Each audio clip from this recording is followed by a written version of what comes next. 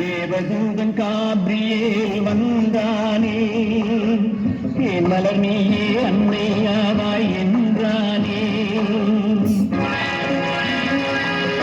பரிசுத்த ஆத்மா ஒன்றை அடைவாய் என்றார்.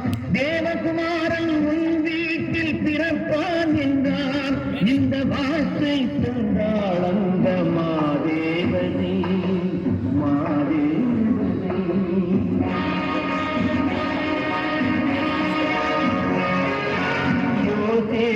மரியாளை என் செய்வானோ,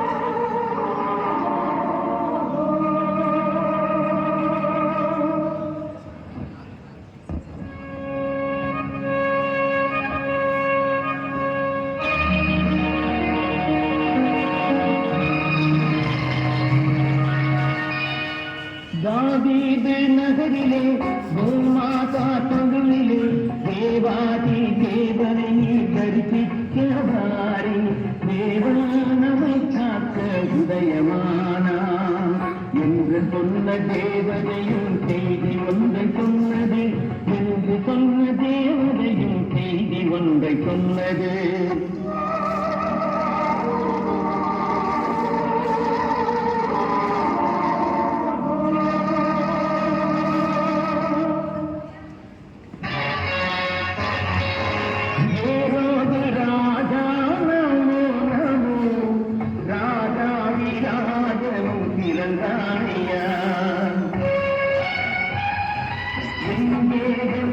அந்த மாதேவைகள் யாரது கேள்வி எங்கெங்குமே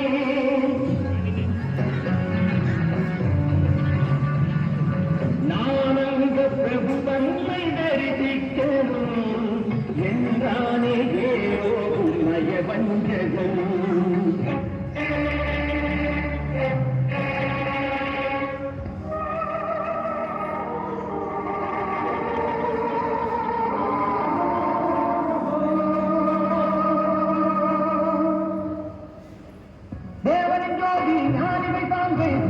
வழியை மாற்றியது மூலம் சொன்ன வார்த்தையை கேட்டு மூவரின் பயணம் மாறியது மூவரின் பயணம் மாறியது மூவரின் பயணம் மாறியது.